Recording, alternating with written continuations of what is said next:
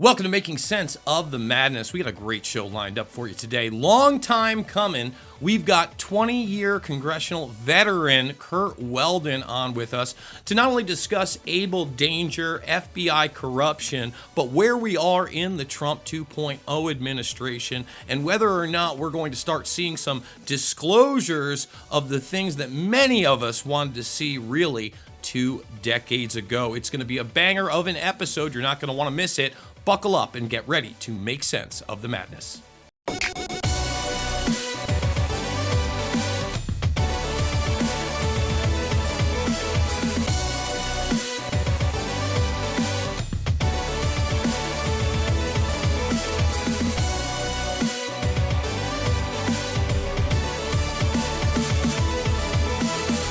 And we are back. Now, before we get to Curt Weldon, I really want my audience, especially the new people in the audience, to understand the significance of Able Danger. So here's just a 4-minute clip from my film, Fabled Enemies, all the way back in 2008, describing the program.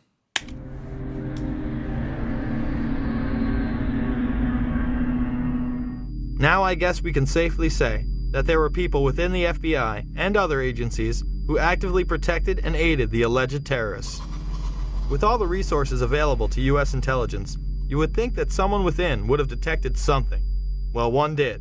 The Black Operation Program Able Danger identified the hijackers prior to 9/11, but the FBI wasn't interested. Lieutenant Colonel Anthony Schaefer, an intelligence officer inside Able Danger, tried to blow the whistle several times. Was the commission that investigated the 9/11 attacks told that lead hijacker Mohammed Atta had been identified and as al-Qaeda operative more than a year before terrorists struck? I'm told confidently by the person who did move the material over that the 9/11 Commission received 2 briefcase-size containers of documents. I can tell you for a fact that would not be 1/20th of the information that Able Danger consisted of during the time we spent. Schaefer would also meet with Philip Zelikow, the executive director of the 9/11 Commission. What did Schaefer tell Zelikow? And I'm quoting how I remember saying it. We found, as part of the data run, we found 2 of the 3 cells which conducted the 9/11 attacks to include Atta. Schaefer says his unit linked Atta to al-Qaeda leaders, but would not provide any specifics. As to what he did with the information he had, we attempted to, first off, use it operationally. The lawyer said you can't do that. They're considered U.S. persons. Therefore, at that point in time, we made a determination as a team that we should move this information to the FBI. But he says beginning in September 2000, 3 meetings he set up with the FBI were each canceled by military lawyers. Despite all of this, the 9/11 Commission would deny it any significance and not include it in the report. Leaving a project targeting al-Qaeda as a global threat a year before we're attacked by al-Qaeda is equivalent to having an investigation of Pearl Harbor and leaving somehow out the Japanese. Schaefer and his team tried to stop the hijackers prior to 9/11, but were blocked. Later, the military would begin a smear campaign against them in order to discredit their findings. A Pennsylvania congressman says there's a smear campaign going on inside the Pentagon, and he wants the defense chief to get to the bottom of it. Republican Congressman Curt Weldon says Pentagon officials are trying to ruin one of their own who's gone public about a top-secret military intel unit. Lieutenant Colonel Tony Schaefer, who was the first member of Able Danger to go public, has now been told in writing by the Defense Intelligence Agency that he can't speak to members of Congress or their staff without prior approval. And now a security clearance, which allowed him to deal with classified information, has been pulled. The congressman says Schaefer has been gagged, punished for speaking up. It's obvious to me this is a clear attempt to silence this guy, but now even more than to silence him, to ruin him as a person and a military officer. I've talked to all the Able Danger players, and they all agree this is a witch hunt against Tony. It's wrong, it's un-American, it's unacceptable. The Pentagon reportedly does not want the public to hear next week's Senate testimony about the former secret intelligence unit known as Able Danger. 2 congressional sources have told Fox News that the military's pressuring senators to move the hearings behind closed doors. When the Able Danger hearings were held, Schaefer and others were gagged. Eventually, Schaefer would be able to speak at a whistleblower's hearing. Many of us take seriously our oath of office to support and defend the Constitution against all enemies, foreign and domestic.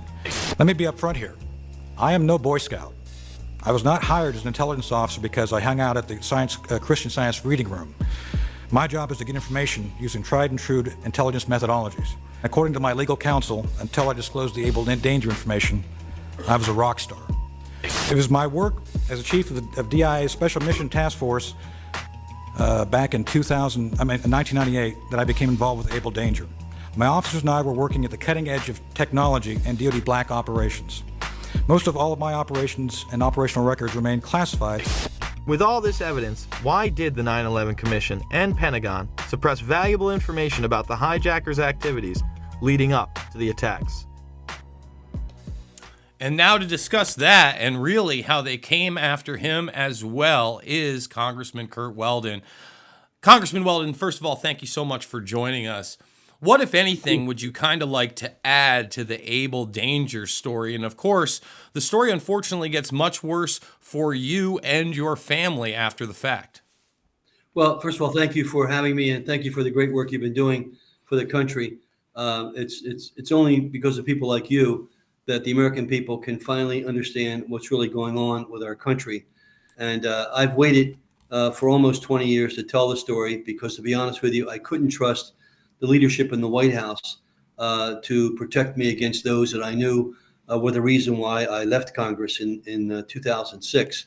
And second, I would tell you that my loyalty in public life was to the fire service. I am a firefighter and a former fire chief myself, a state fire instructor.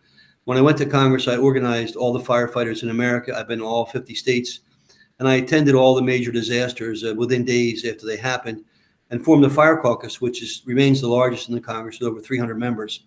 My co-chairs are people like Joe Biden, Al Gore, John McCain, Steny Hoyer, both parties, and everything I did was bipartisan. But at the time I was working all these fire issues, I went up to the World Trade Center in '93, was on scene with Fire Commissioner Howard Safir, and down in the garages walking through with the ATF and DEA to understand what happened, why this attack occurred, and what we could have done or how we deal with it in the future. That's where I met a fellow who became a good friend of mine who gave me the jacket I'm wearing. This jacket was given by Ray Downey. Ray Downey became the eventual rescue chief for New York City Fire Department, who was basically vaporized. He was overseeing the 343 firefighters that were in the Trade Center towers trying to rescue people and had no chance. And in '93, he gave me this jacket because of the commitment I made to help Ray and the Fire Department of New York prepare and protect against another attack. Following that, I introduced legislation to create the Gilmore Commission, which was chaired by former Virginia Governor Jim Gilmore. That commission, Ray was on that commission. They made 5 reports. In fact, the bulk of the 9/11 Commission recommendations had already been made by the Gilmore Commission. So they didn't do any real major task. They simply took what the Gilmore Commission had been doing for the 8 preceding years, and they published them.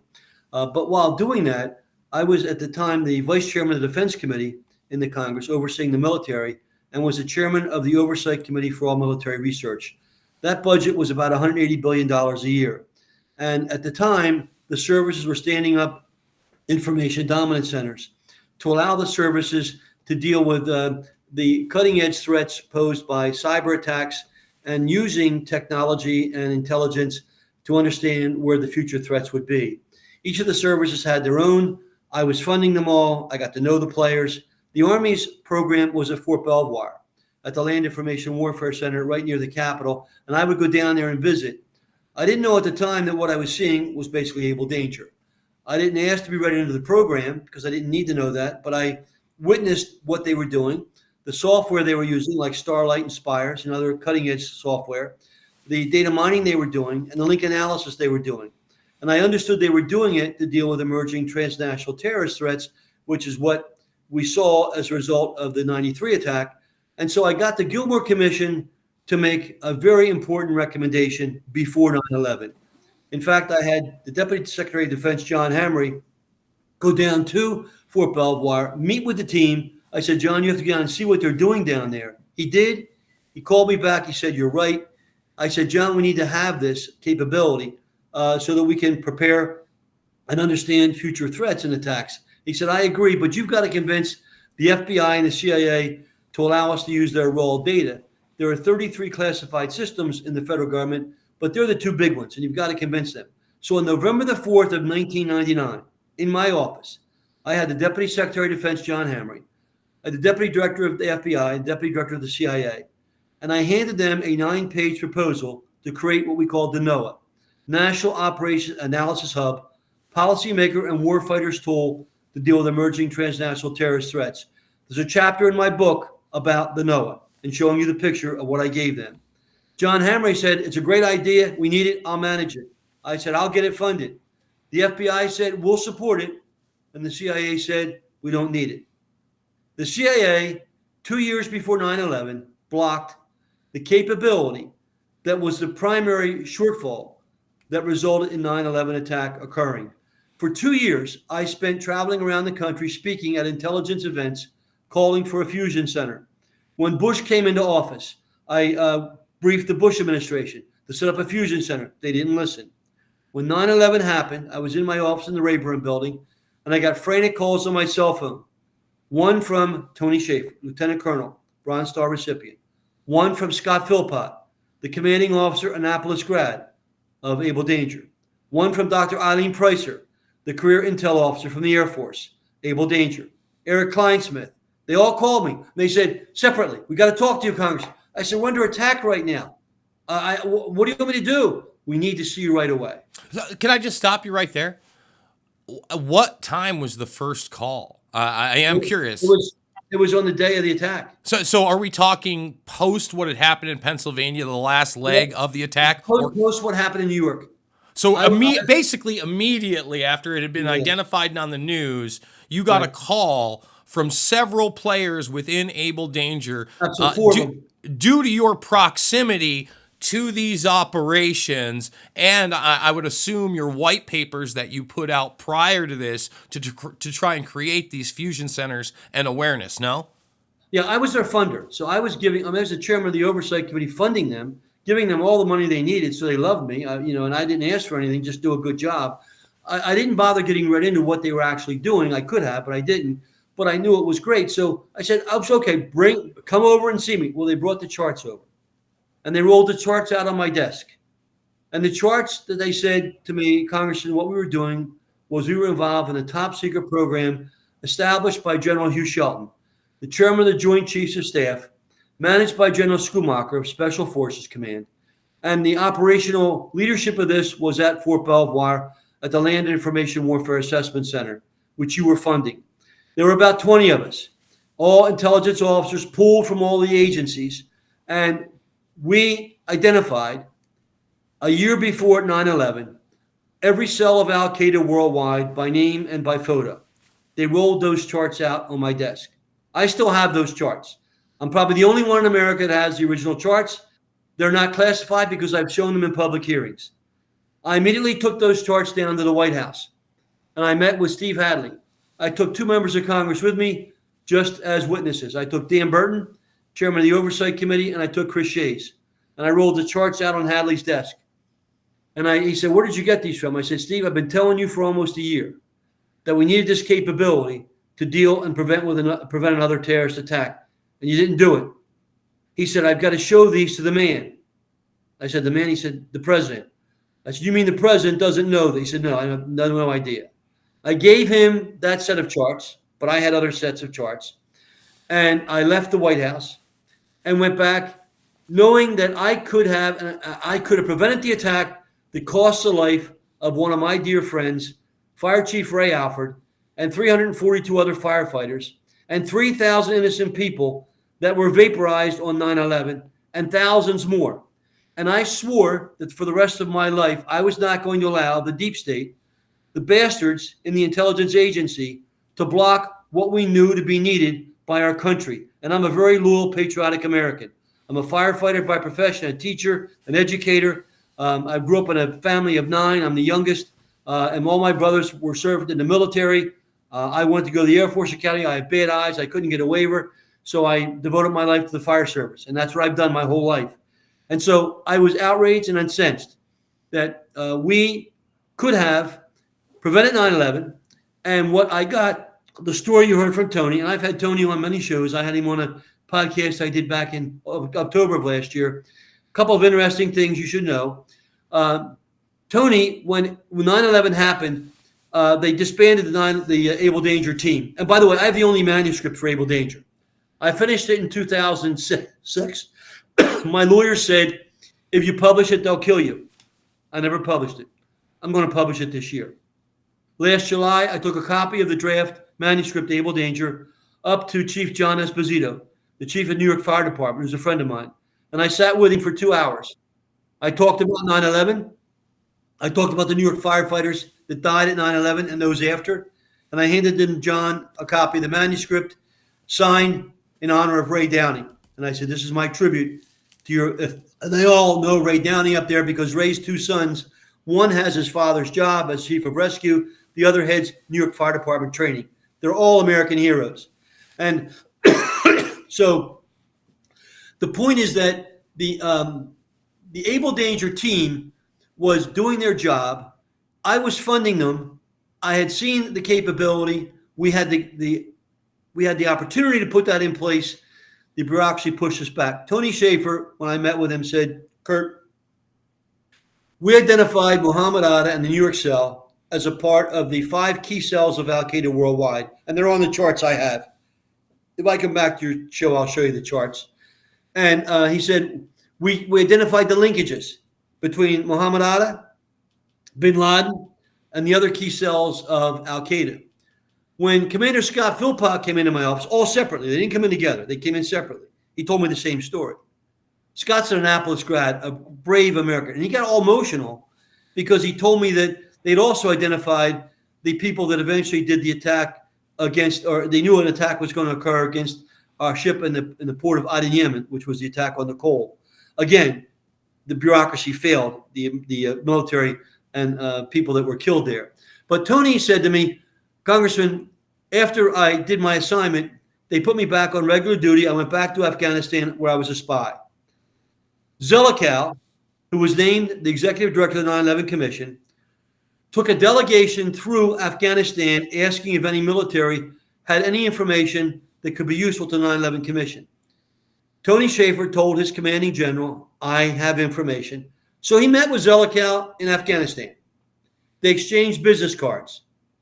Tony told part of his story. And Zelikow said, I need to meet with you when you get back to America. When Tony Shaffer came back to America, his offices were all locked up. All of his files were removed. His security clearance was denied. And they went after Tony Shaffer personally. I did a 1-hour floor speech on the House floor, which people can Google. Those records are available publicly. And I said, this is worse than Watergate. It's a cover-up. It's a scandal by the Defense Intelligence Agency to destroy an American hero because he was trying to tell the truth. They made a witchcraft against Tony Shaffer because he was talking. Now, Scott Philpott... Hold on. We got to take a break. That's a good place to stop because we've started to get into the 9/11 Commission. And for those that don't understand, Zelikow was basically the face of this commission. And, of course, had close ties to the Bush administration, had written a book with Condoleezza Rice. So even before we delve into the rest of Able Danger and their connections, I want to get into that commission and even how some people left that commission, including Max Cleland, who said this was a scam and that they were holding documentation from not only the American people, but the commissioners themselves. We're going to take that break. We're going to come back with Congressman Kurt Weldon. Unmissable episode. More Making Sense of the Madness after this. Hey everybody, Jason Bermas here, and it's with somewhat of a heavy heart that I come to you with the news that Making Sense of the Madness is changing and will hopefully be staying alive in some form. If you followed my work, you know that I've always said I am extremely lucky whenever I have a paid gig. Well, after 3 years, I no longer have any paid gigs. So when you look at Making Sense of the Madness, the format is going to change where you're going to be able to watch a more commentary-driven show live on my socials, YouTube, Rumble, Rockfin, and X first, and live, and then it will be carried by Patriot.tv. Now, unfortunately, this is going to mean that some of the very high caliber guests that I've gotten in the past will no longer be joining us. And once again, the format is changing. We are hoping that there is somebody out there that wants to sponsor the show and bring it back until its full form. But until then, please consider the links down below if you're watching this live or over on my socials. Thank you so much. And we are back. So let's talk a little bit about the 9/11 Commission out of the gates.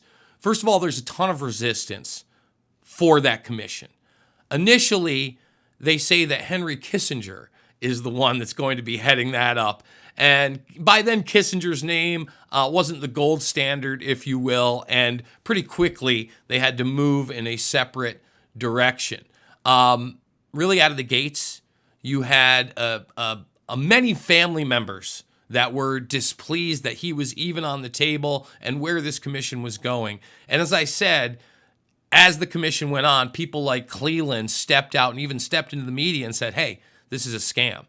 After the fact, I think it was New York Magazine and other mainstream outlets would admit that essentially this was a whitewash, and kind of how we highlighted in that section of the Able Danger and Fabled Enemies. Schaefer says it best, not talking about a program targeting Al-Qaeda that found all these people prior to 9/11 is somehow leaving out the Japanese from the Pearl Harbor attack in relation. So I'd love for you to take it from there and then really get into not only how they go after Schaefer, these other individuals that stood by Schaefer as well. Well, you're right. The administration did not want the 9/11 Commission, and they tried to resist it, but Congress forced it, and it was put into place. And so the Bush administration put Zelikow in to run it. The Democrats put Jamie Grelick on the commission to help control it. The two of them steered the commission. Jamie Grelick was the lawyer for the Clinton Justice Department that wrote the famous firewall memo that said you cannot transfer military intelligence to civilian law enforcement. That memo was put out in, I think, 1997, and that stopped any military intelligence legally from being transferred. When she heard me come out criticizing, she actually called my office in a frantic. She was at the beach someplace, called my chief of staff, said, please tell the Congress I didn't do anything wrong. Jamie Grelick and Zelikow, in my opinion, were the two people that steered it. I have nothing against Lee Hamilton and Tom Kean, the two chairmen, but they didn't know. I have other commission members that I know to this day. The information was withheld from the commissioners.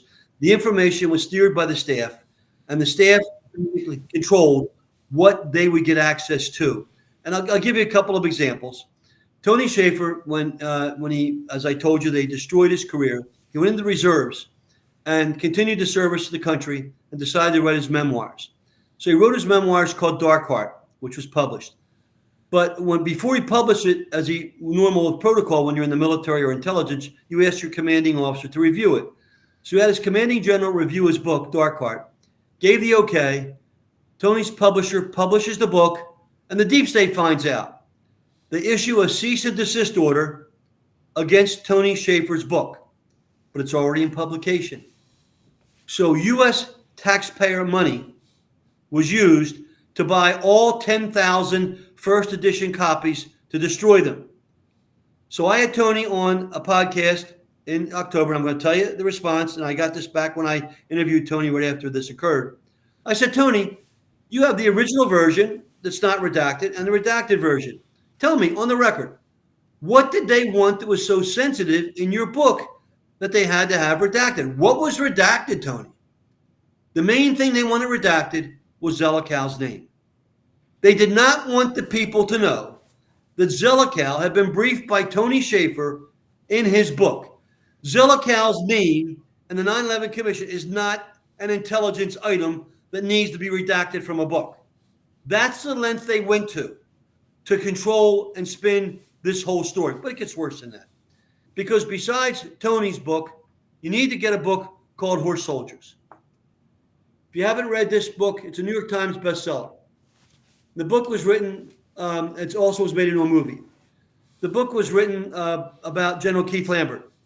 General Lambert was our 4-star general of our special forces that ride horses. and very well recognized, distinguished man of integrity. On page 27 of this book, you can read it yourself. General Lambert is asked the question, General, when you were deployed overseas, 9/11 happened. What was your response when 9/11 happened? And the general says this: within seconds, I knew who had done the attack, and I knew it involved a man named Atta, because I had been briefed on a top secret Army intelligence program. That's Able Danger. So here is General Lambert verifying everything. None of that's in the 9/11 Commission report. The 9/11 Commission report was a cover-up. A cover-up. Tony Schaefer's group, and Tony went to high school with the girl that worked at the FBI that he talked to. And he has her name. 3 times they set up appointments to do a transition of information. All 3 times they were canceled at the last minute. I don't believe they were canceled by the FBI. They were canceled by people within the deep state that did not want this information out for whatever reason. The point is that the 9/11 Commission on the intelligence side failed. I will take a polygraph. Tony Schaefer will take a polygraph. We have this material that I've given to you. I have the charts, the documents. I have the original Al-Qaeda charts. And it's, in my opinion, outrageous that we are, all these years later, still don't have the facts. But I'll be honest with you. I could not, after what they did to my family and what they did to me, to silence me from what I was doing. I was next in line to chair the Armed Services Committee. After 10 terms, I would have been the chairman. I had very positive support from both sides of the aisle. They, Mueller, at the request of 2 deep state leaders, and this has been verified by Seymour Hersh, you know who Seymour Hersh is, sent agents to my daughter's house 3 weeks before my election in Philadelphia, 7 o'clock in the morning. They raided her home. Cameras were there. They alerted the press. No one ever talked to my daughter, ever. No one. They did the damage. The damage was to create a story that went nationwide. Congressman's wife, daughter is under investigation. Maybe they did something wrong. No, nothing. Zero. The deep state that's going after Trump is not new. It started back in 2006 when they raided my daughter's house. But it gets worse than that. The same day they raided my daughter's house, they raided a lawyer in my county, a Democrat. They didn't bother to check when that lawyer Sklamberg, who cut the plea bargain for Sandy Berger, sent the agents to my daughter's house. He also sent we got to stop right there because that'll go over people's head. For those that don't know, Sandy Berger was actually caught stuffing classified documents regarding 9/11 into his pants.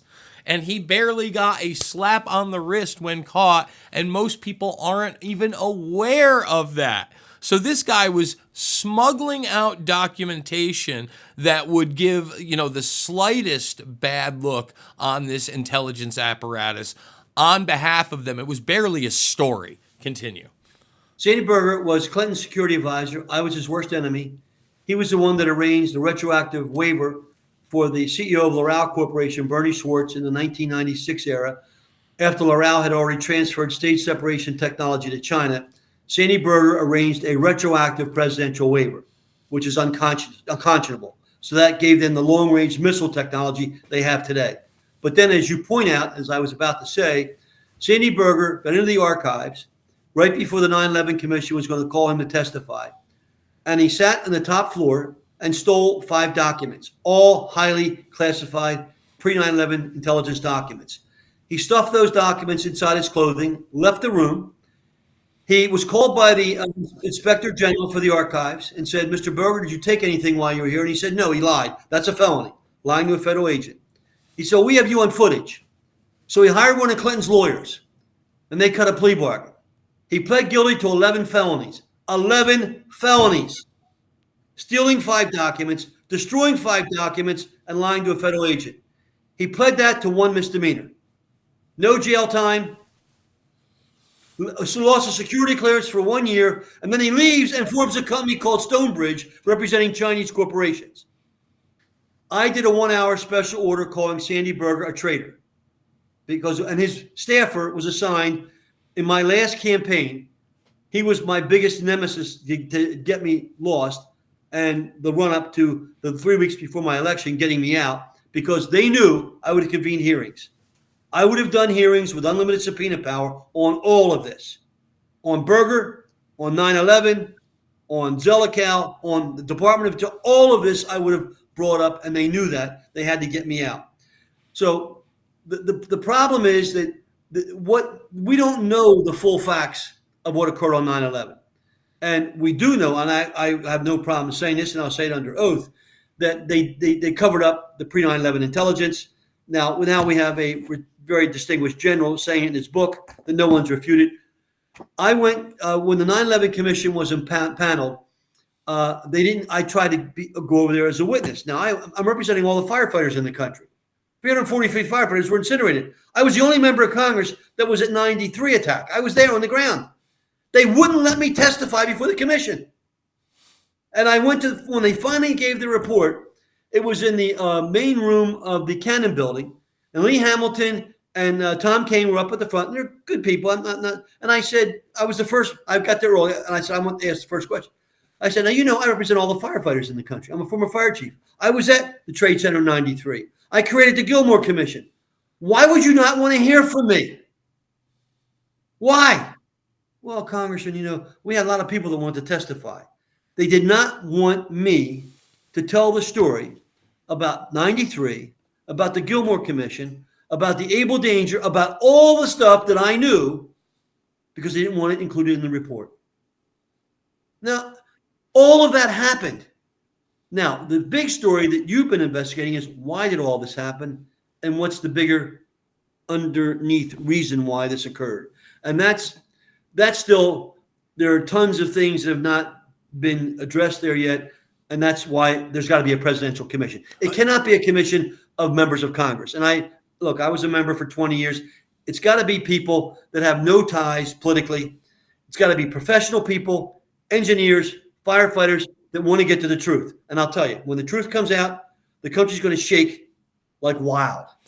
Congressman, first of all, I couldn't agree more. I feel like 9/11 is that issue because our entire foreign and domestic policy changed radically based on the narrative that they sold us on 9/11. We got to take another break. When we come back, I do want to talk about some of that pre-9/11 intelligence, especially involving Atta. You're not going to want to miss it. More Making Sense of the Madness after this. Hey everybody, Jason Bermas here, and it's with somewhat of a heavy heart that I come to you with the news that Making Sense of the Madness is changing and will hopefully be staying alive in some form. If you followed my work, you know that I've always said I am extremely lucky whenever I have a paid gig. Well, after 3 years, I no longer have any paid gigs.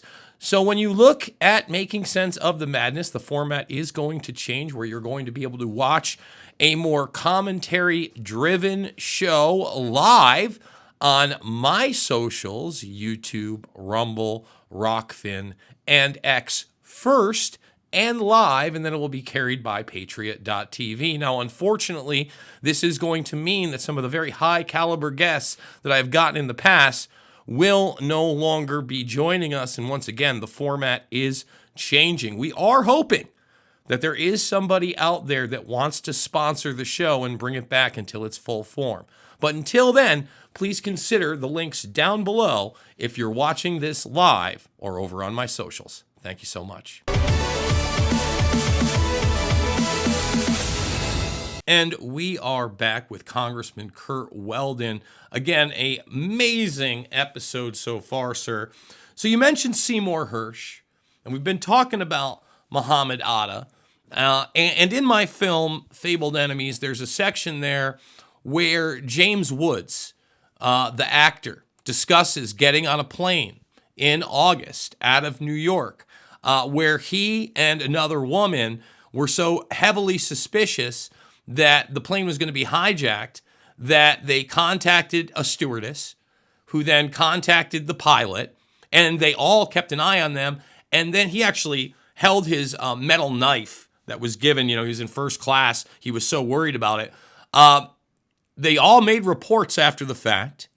It absolutely got to the FBI, and the reason that I bring up Seymour Hersh is because in 2018, basically we had this on the record from his story on O'Reilly, where he didn't name Atta or who he thought the other hijacker was, etc., out of the 4 people. However, in 2018, there was a trove of documents dumped online from the hacker group Dark Overlord. And in one of the lawsuits from one of the 9/11 widows, he actually took the stand.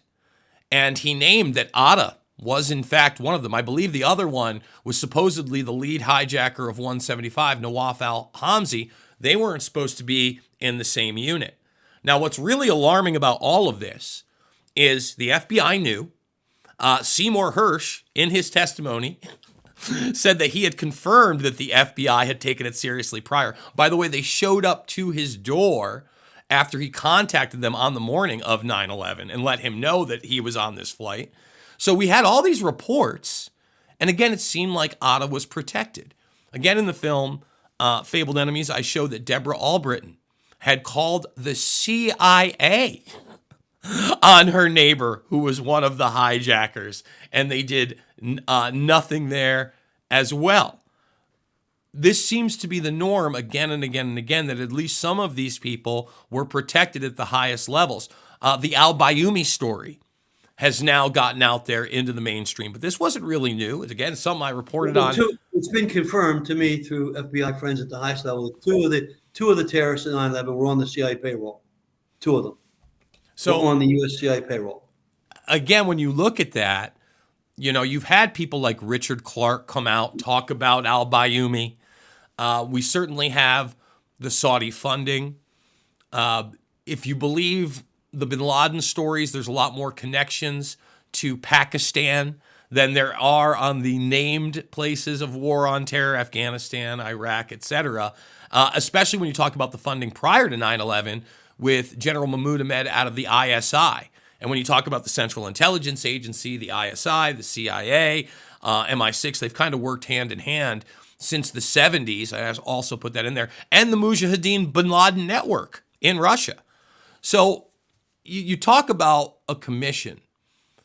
What can we expect? You know, after your firebrand interview on Jimmy Dore, which I suggest everybody go check out, Anthony Schaefer actually posted on his social media that there would be more coming regarding not only Able Danger, but other disclosures regarding U.S. government wrongdoing. What do you think those disclosures will be? What is the process? And again, with 9/11 in particular, look, I want the assassination stuff. I know people are fever-driven about the Epstein stuff, all stuff I've covered in the last 20 plus years of me doing this, and I think it's important. 9/11's the crux. It really is. Yeah, I agree with that because it really kind of kicked things. I saw this begin to happen in the 90s. It happened under the Clintons. And I was on the Cox Commission that was established by the Congress to investigate what they alleged was China theft of technology from the U.S. I was one of 9. I was the only non-committee chairman on the commission. We met behind closed doors for 6 months. Our report was 9-0. Our security was severely harmed. It wasn't stolen. Our technology was auctioned off by the Clinton administration. The Chinese. And hold on, are you talking about the Promise and Carnivore software, the scandals with, say, Robert Maxwell selling that off? All the scandals involving, and I have charts on this that I can show you, in the 90s. The Clinton administration, in 1 year alone, 1996, they allowed 4 Chinese nationals who were raising funds for the Clinton-Gore campaign, the Democratic National Party, to get entrance into the White House 60 times. John Wang, James Riotti, they all got into the White House. You couldn't get in the White House 60 times. They did. The charts show the linkages where Chinese front companies were used to establish networks to use campaign funds to basically get access to our technology. I gave you the story of Bernie Schwartz and L'Oreal Corporation, where Sandy Berger arranged a retroactive presidential waiver. There were waivers given for violations of arms control agreements. There were waivers given for transfers of technology. All that started in the 90s. And I couldn't even rely on the intelligence agency for information that I felt was reliable, and I was the vice chairman of the committee, so I formed my own intel team. There's a group in Washington that members had staffers attend called the cockroaches. And they were basically a lot of ex-military people who worked for the CIA, DIA, NSA, FBI. They would meet like for drinks or have dinner. And I got to know a lot of them. And they were very loyal, patriotic Americans. And they were also very concerned about the spin being placed on U.S. intelligence to the Congress from the agency. So I established a loose-knit team of about 20 that would come and meet with me for breakfast in the members' dining room of the Capitol once a week. And they would feed me raw data. Then I would use that raw data to go to classified briefings and ask questions of the CIA and see what their response was. They're not knowing where I'm getting my information from. That's how I found out about bin Laden. I mean, I wasn't like I had some, magical capability. I got it from people that were getting it from our raw data that was coming to our agencies that wasn't being given to the Congress. And that's another whole story I'll talk to you about on this show, is how I know where bin Laden was after 9/11. He wasn't in Afghanistan. He was not there. And the U.S. placed him where they placed him and arranged it, which was in Iran. He was in Baluchistan. He was allowed to roam in Baluchistan, and the quid pro quo was he could stay there as long as al-Qaeda didn't attack the U.S. on our soil. And that deal wasn't cut with the Iranian government, wasn't cut with Ahmadinejad. The deal was cut with Soleimani and the IRG. And the ties between the IRG and our intelligence agencies are obvious. When the Shah was in power, the U.S. and Iran were good friends. The people, we trained their intelligence agencies. Well, when the Shah left, the intelligence agency in Iran didn't change. They stayed the same. So this connection stayed the same.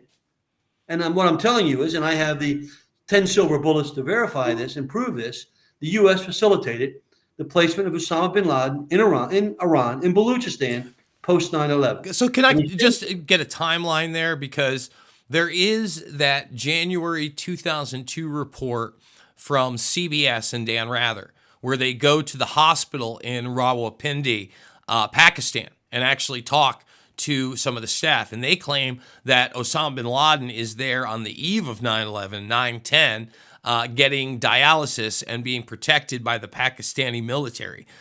Do you believe that could be the case, and then in short order they cut deals to bring him to Iran? I don't know the exact timeline of his placement. I can tell you this. Sometime after 9/11, and I started, because of my absolute outrage over what happened at 9/11 and the fact that we could have prevented that, which, by the way, Louis Freeh wrote an op-ed in the Wall Street Journal supporting me, and he also went on Good Morning America saying the 9/11 Commission did not do its job because they tried to blame him because he had left the FBI in like 2000. But I got raw intelligence fed to me that bin Laden was in a town called Ladiz. I didn't know where Ladiz was, so I walked up the street in Pennsylvania Avenue one evening and I bought a map. I came back and I found Ladiz 10 kilometers inside the border of Pakistan in Iran, in Baluchistan. So I went to the classified briefing for the full committee. I was the acting chairman, 60 members of the committee. We're in a classified setting, and I said, I have information that bin Laden's been sighted in a town called Ladiz. And the response to me was, Mr. Chairman, we've heard similar reports. We can either confirm or deny them. No denial. We've heard similar reports. 3 months later, I get raw intelligence that he's being treated at a military hospital outside of Tehran. I go back and I ask the question. I get the same response. We've heard similar reports. We can either confirm or deny them. Then I get, and this is all taking place probably 2002 in that time frame, I get a request from the Interior Department that they wanted, that the #1 falconer in the world, head of the Falcon Association, wants to meet with me. So I didn't think that was unusual because I was a Republican member of the House on the Migratory Bird Commission that oversees our flyways. John Dingell was a Democrat, 2 senators and 3 cabinet members. I said, okay, bring him in. So this resident of Maine, U.S. citizen, who's a Sikh, comes into my office. He's a very wealthy family. He's got 2 falcons on his shoulders, $1 million birds. So, boy, they're beautiful birds. How can I help you? He said, well, Congressman, I'm from a wealthy family. I've headed up the International Falconry Association my whole life, and I've worked to protect falcons through the UN and the UN Falconry Protection Agreements. And he said, I worked in all the base camps of all the royal families in the Middle East. He said, I trained their children in the sport of falconry. And he said, so I well received throughout the U.S. And I said, okay, what do you need me to do? He said, I need you to help me get to Iran. I said, why do you want to go to Iran? He said, that's where bin Laden is. I said, why would you say that? He said, my falconers are seeing bin Laden's birds flying in Iran. And Iran will accept me because I travel there a lot. You help me get there. I'll tag his birds and I'll take the U.S. exactly to where he is. Now, that he knew nothing about my briefings. And I said, well, I'm sorry, but I'm in the middle of another big battle right now. I can't get you into Iran.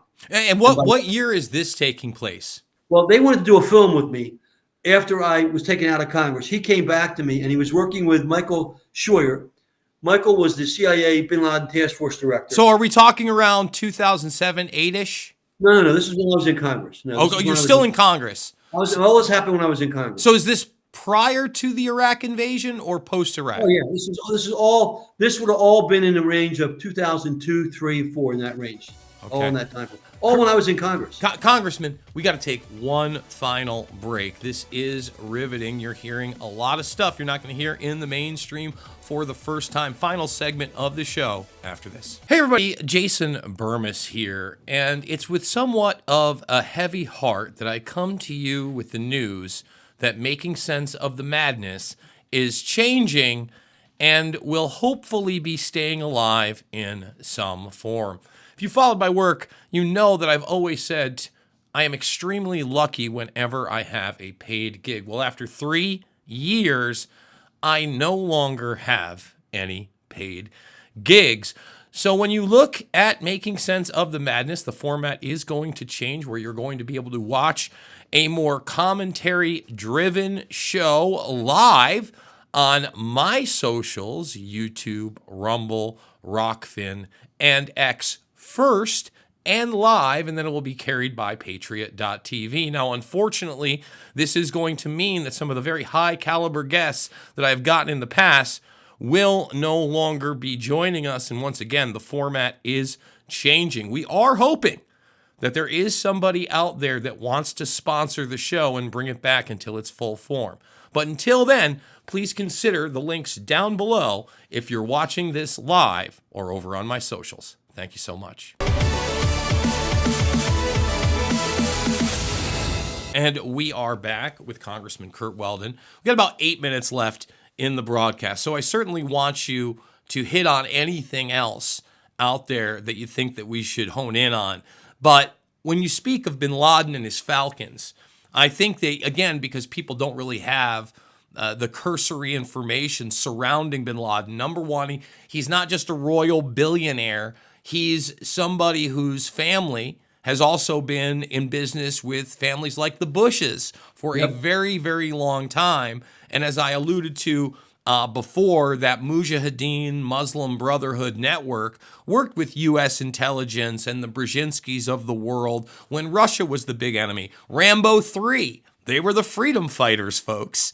It wasn't until almost the post-Russia hype, when Russia was acceptable, that the new threat was this Middle Eastern terrorism that we started to see pop up. So what are your thoughts on bin Laden? Because there is a lot of spooky stuff out there. In fact, there is documentation out there. I think Ted Gunderson's the one who put it out years ago, that supposedly when he was a CIA asset coming to the United States, his name was Tim Osman.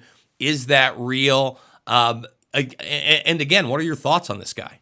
Okay, I can't verify that. The things I'm telling you, I can verify every one of them. I've given you 3. I have 10 silver bullets about bin Laden. The 4th one is actually from a Democrat. The most respected Democrat in the House when I served was Jack Murtha, who was the chairman of Defense Appropriations from Pittsburgh. And he worked with me regularly, especially to do investigations, because I'm a meticulous person for detail.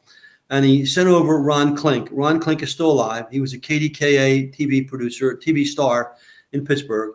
And he said, go to Curt, because Ron had information about Iran and some sources that he wanted investigated. And he said, Curt will do an investigation. So Ron came over and told me about a person that came to him with information about Iran. I said, okay, have the guy come in. So the guy came in from the Midwest. I still have his contact information. Tall, 6'5" guy. And he said, I was a knock for the agency. A knock is a person that works for the agency that they will never acknowledge work for the agency. And he said, I said, well, how can I help you? He said, well, Congressman, he said, I asked Congressman Klink to help me, and I'm now coming to you because he steered me to you. He said, I wanted you to help me get into Iran. I said, why do you want to go to Iran? He said, well, that's where bin Laden is. I said, well, why would you say that? He said, because I worked that part of the world for the agency. And he said, I know that's where he is. He said, and I know there's a $25 million reward. And he said, if you help me get into Tehran, I'll leave my ID there and I'll bring back bin Laden either dead or alive. I said, well, that's the fourth silver bullet I have. I told you that the head of the bin Laden task force in the CIA, Michael Scheuer, and General McInerney both called me. They wanted to do a film with me after I left Congress about this whole story. Then I have sources from two royal families that I was close to. And I asked them the specific question, and both of them acknowledged to me that they knew that bin Laden was in Iran. Then I have the ultimate source, the U.S. asset that was in the room when the deal was cut. The deal was not cut with Ahmadinejad. The deal was cut with Soleimani. A deal was cut with Soleimani, the head of the IRG. The Iranian government knew nothing about it, to place bin Laden in Baluchistan, to roam there. When Ahmadinejad found out that he was in Iran, that's when they kicked him over to Pakistan and got him out of the country.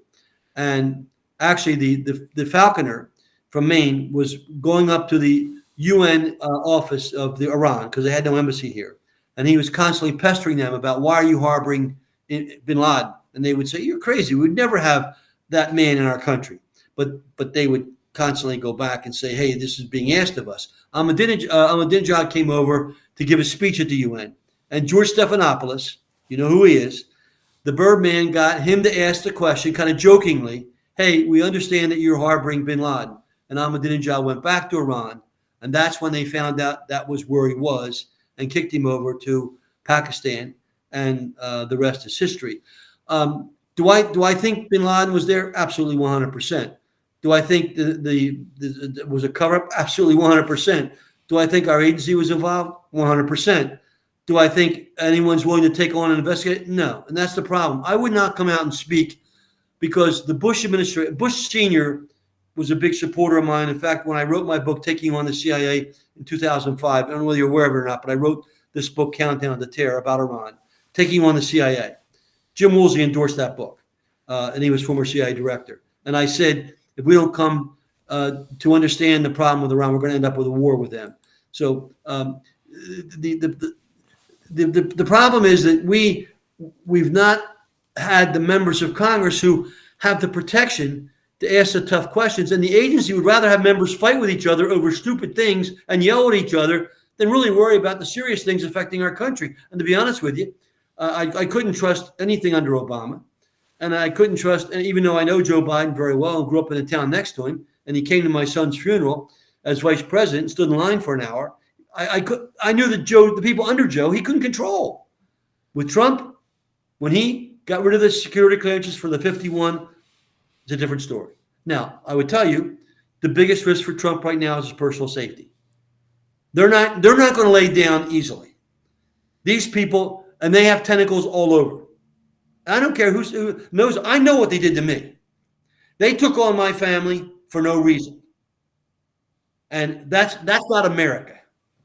I never wished, and I don't have any big money, and I can name you CIA former employees who are filthy rich, who have big bank accounts, who made tons of money. The Clintons, who are scumbags, who made tons of money.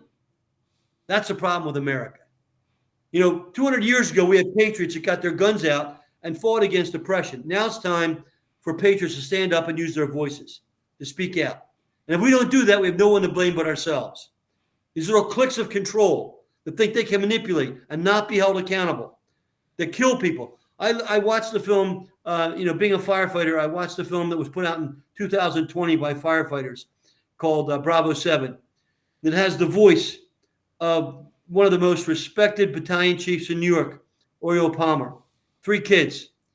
He goes into the tower, takes the elevator, got the elevator working up to the 40th floor with his unit, gets off the elevator, climbs 38 floors up the stair tower, gets out of the stair tower, arrives on the floor where the plane hit. And you can hear him say as clear as day, I'm here, my crew's here. We've got 2 fires, we can handle them. A minute later, the building collapses. That's not America. I'm a fire chief. That didn't happen by accident. A firefighter, a battalion chief doesn't arrive on the 78th floor and say, I've got the fire where I can handle it, and this tower collapses. Congressman Weldon, we could do another hour on that subject matter alone. This has been a pleasure. I wish I had more time with you. I want everybody to go check out kurtweldon.com, kurtweldon.com, as well as a couple of those books, Countdown to Terror and Awakening the Sleeping Giant, both available on Amazon. Once again, sir, it has been an absolute pleasure. And if you are releasing that book, I want to be the first person not only to get a copy, but to get you on. Go ahead. What other book you should do? I did this book last summer to show you I'm bipartisan. Jill Long was a very respected Democrat from Indiana. She contacted me and wrote this book published by University Press of how the Congress needs to work together, because she considered me one of those members to work across the aisle. I was one of like 15 members that wrote a chapter in this book. My chapter's on public safety. There are members who want to do the right thing. This is not a Republican versus Democrat issue. This is an American issue versus deep state bureaucrats taking care of themselves, making money for themselves, and in the process killing innocent people. That's wrong. Couldn't agree more. Folks, you know the drill with me. It's never about left or right. It is always about right and wrong. I want to thank you for joining me here on Patriot.tv, where the truth lives. I love you, and we'll see you on the flip side.